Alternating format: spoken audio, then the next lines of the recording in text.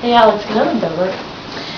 Well, I'd love to give you one, but first I tried to give one to my mom, and then she didn't want it, so I tried to give one to my brother, but then I got them in the car, and Tiffany put them under my butt, so I sat on top of them.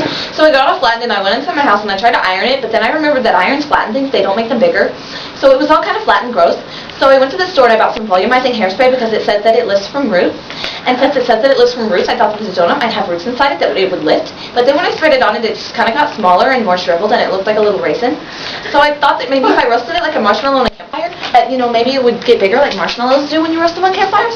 So I roasted it on a campfire, but it just got even more shriveled and hard like a little deuce. And then once it got all steamy, I just kind of left it in the fire, and it turned into a pile of soot. And I brought this inside my house because I still wanted the donut, because I didn't know if any of my teachers would want it. So I brought the donut inside, well, the soot inside. And my mom said, "What the explicit word is that doing in my house?" And I said, "Well," and I didn't have an excuse. So I told her that it was our dead grandfather because he wanted to be burned, and that I was about to go sprinkle his ashes across the plains of Kansas because that was his final desire. But she told me that that was a lie and that I needed to stop lying because I had a bad habit of lying. So I tried to tell her that it wasn't a lie, but that was technically a lie because it wasn't a lie. So I mean, I just told her all these lies, and I felt really bad, and I started crying, but then I don't know what happened to the soot, but there was a big black stain on my shirt, so I really think that's what happened to it. So I took it to the dry cleaners, but nothing really happened because it just left a stain inside my shirt.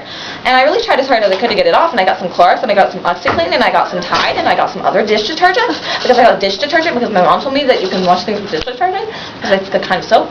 So I took it inside, and I tried to wash it, but it just bleached my shirt, and then